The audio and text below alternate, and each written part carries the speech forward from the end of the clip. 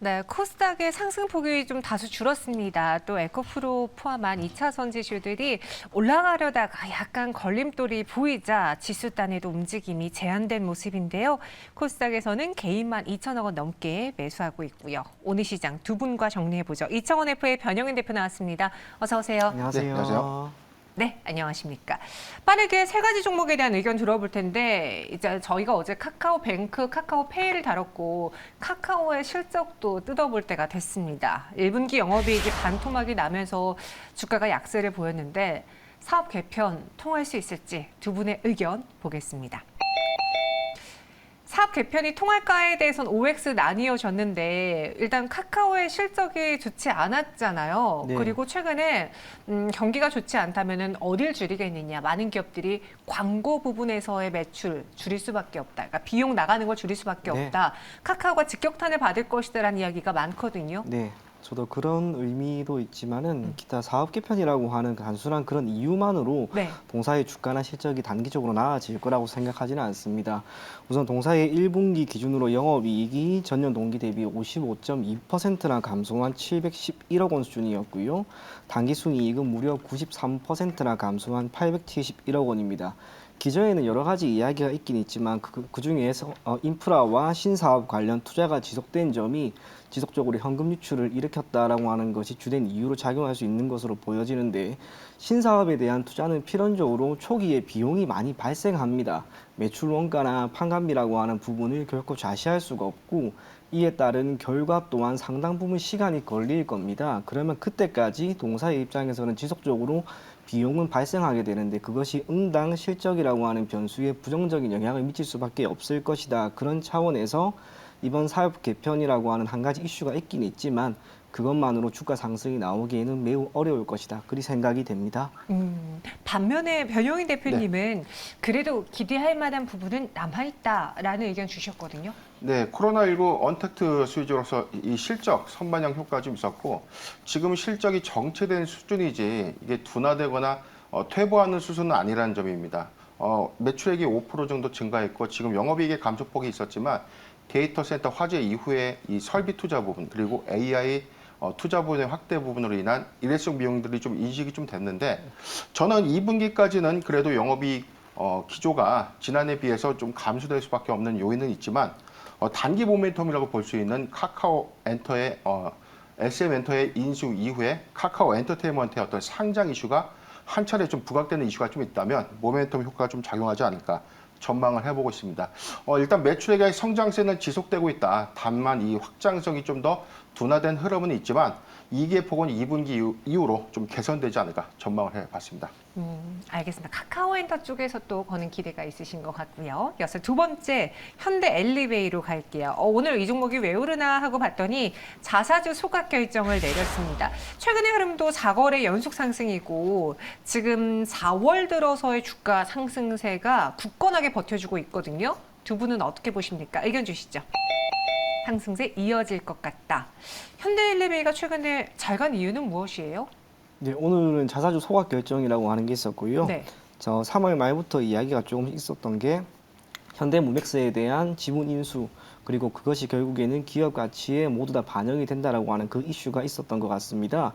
이에 따라 3월 말부터 지금까지 주가 흐름은 매우 가파르게 올라오고 있는데 동구간에서 수급적으로도 크게 나쁜 움직임은 아니었습니다. 그런 면에서 지금 시점에서 좋은 이슈가 있었다라고 하는 점 토대로 주가 상승은 단기적으로 조금 더 이어지지 않을까 그렇게 생각을 하고, 외국인들의 매수세가 계속해서 이어지고 있습니다. 그렇다면 우리가 이런 종목을 지금 시점에서 바로 매도하기보다는 조금 더 끌고 가면서 계속해서 눈여겨보면 좋지 않을까 그리 생각이 됩니다.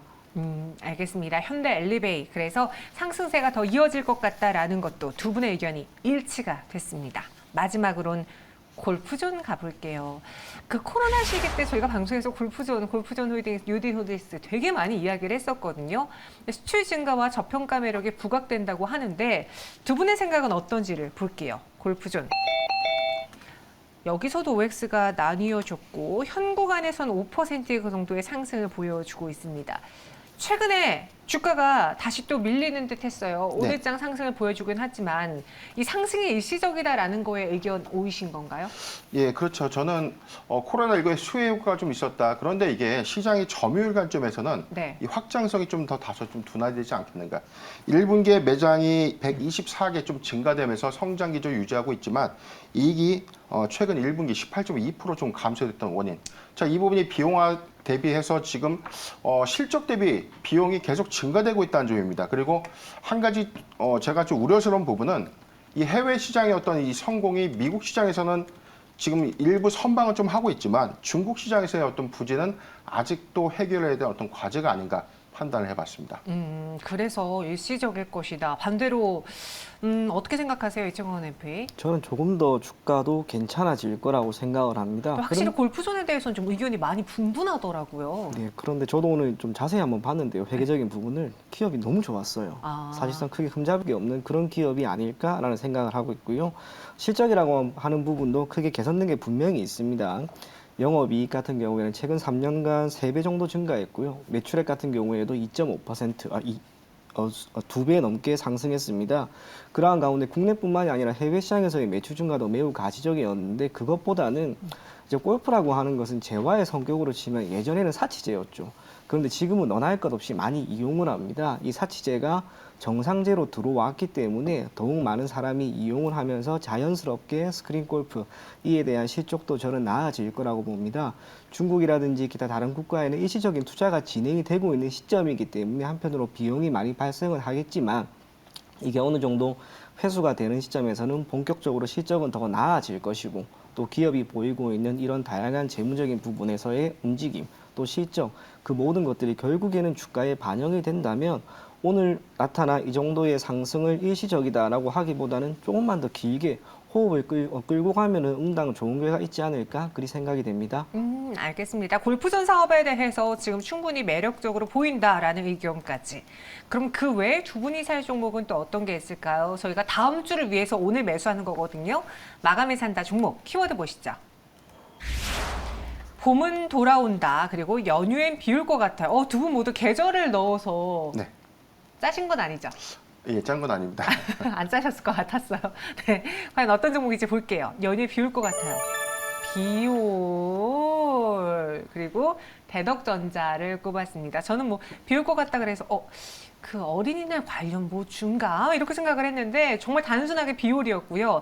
대덕전자는 제가 알기로 실적이 나온 걸로 알고 있는데 네, 1분기 어닝쇼크 기록하고 네. 오늘 주가가 좀 급락하고 있는데 대덕전자 일단 좀 봄은 돌아온다라고 좀 표현을 해봤습니다. 네. 지금 오늘 낙폭 과대 구간에서 주가 좀 저점 영향받고 있는데 저는 이게 일시적인 어떤 하락 요인이다라고 좀 판단을 해봤습니다. 먼저 이 회사 인쇄 회로기판이라고 불리는 PCB 부품을 SK 하이닉스와 삼성전자 등에 좀 공급하는 회사입니다. 최근에 이 메모리 반도체 그리고 비메모리 반도체에 공급된 이 기판이 반도체 섹터 전반적인 업황의 부진 효과로 인해서 이 출하량이 좀 감소됐고요. 판가가 좀 인하되면서 수익성이 좀 크게 훼손된 부분은 좀 있었지만 단순하게 지금 대덕전자의 어떤 문제라기보다는 전반적인 반도체 섹터의 어떤 영향들이 좀 컸다.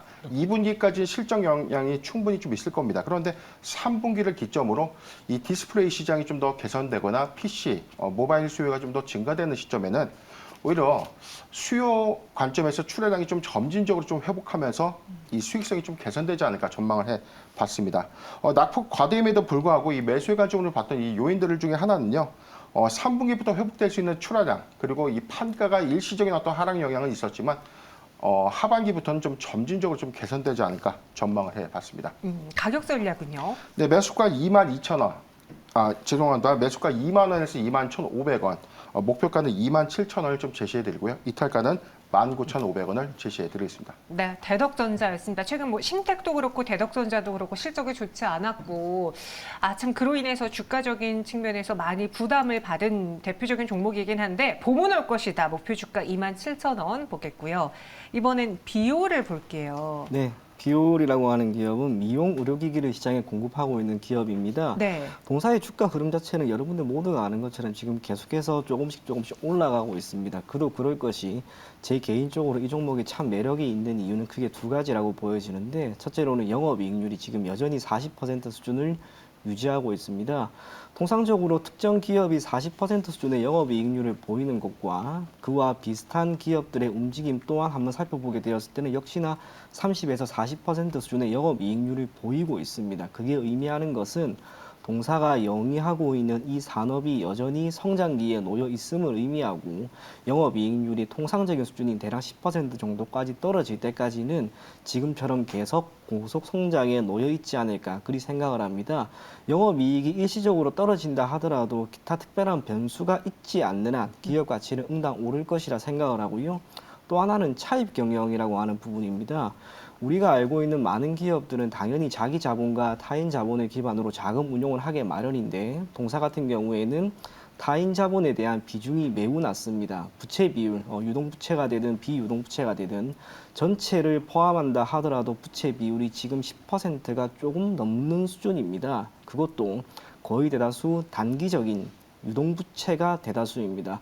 그렇다면 투자를 하고 기업이 경영을 함에 있어서 실질적으로 중요한 자산 중 하나인 비유동부채 같은 경우에는 비중이 얼마 안 되는 거예요. 그래서 유동부채가 일시적으로 만약에 전부 다 갚게 된다면 오히려 더 안정적인 재무 상황을 유지한 채 기업 경영을 할 수 있을 것이다. 그렇게 생각을 하고 있습니다.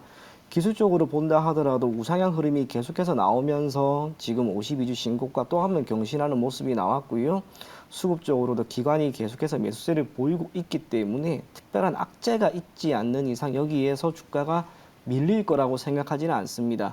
조금은 편안한 마음으로 비올이라고 하는 종목 여러분들이 중기나 장기적으로 계속 한번 가지고 가볼 것을 권해드리겠고요.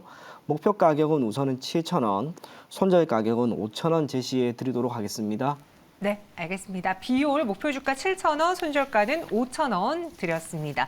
오늘 동시효과 구간에서 보니까 많은 종목들이 특히 상승률 상위 종목에서 제약바이오가 여전히 좀 빨간불을 켜고 있더라고요. 대표적으로 SK바이오사이언스도 볼 수 있을 테고, 그리고 현대바이오도 올라와 있고, 한올바이오파마, 저희가 조금 전에 또 짚어봤던 종목이죠. 피플바이오, SCM생명과학 있는데, 오늘 이런 제약바이오들의 상승에 대해서 저희가 금리 인상에 대한 터널이 보이기에 바이오주들에 대한 투심이 살아나는 것 같다라고 했거든요. 여기 SK바이오사이언스는 또 오늘 이슈가 있었어요. 이 테마에 대해서 좀 불이 다시 들어올 거라고 보시는지요? 제약 바이오 섹터. 네. 저는 당분간은 계속해서 조금 힘들 것 같습니다. 4월에 잠깐 움직임이 나왔던 게 분명 제약 바이오이긴 한데, 제약 바이오 기업들이 2020년 코로나19에 따른 충격을 이겨내기 위해 백신이나 신약 개발 그리고 치료제까지 다 모멘텀은 좋았습니다만 이때 사실상 성공한 기업은 거의 없습니다. 오히려 백신이나 치료제 개발을 위해 들어갔던 많은 비용은 전부 다 추후에는 결국 손실로 잡히게 됩니다. 그때까지는 실적이라고 하는 부분 자체가 크게 개선될 가능성은 저는 없을 것이다라고 보여지고요. 금리 인상이 어느 정도 마무리가 되면은 오히려 앞으로는 성장주나 기술주가 더 오를 것으로 생각을 하기 때문에 당분간 제약 바이오 쪽은 여러분들이 조금은 관망하는 게 더 좋지 않을까 그리 생각이 됩니다. 네, 오늘 뭐 원료의약품에 있어서 풍기 이야기가 나오며 많은 종목들이 좀 상승을 보여줬는데, 확실히 아직까지 제약바이오에 대해서는 저희가 여러분의 이야기를 들어봤을 때 의견이 좀 나뉘어집니다. 동시효과 구간 보면서 좀 더 자세하게 살펴볼까요?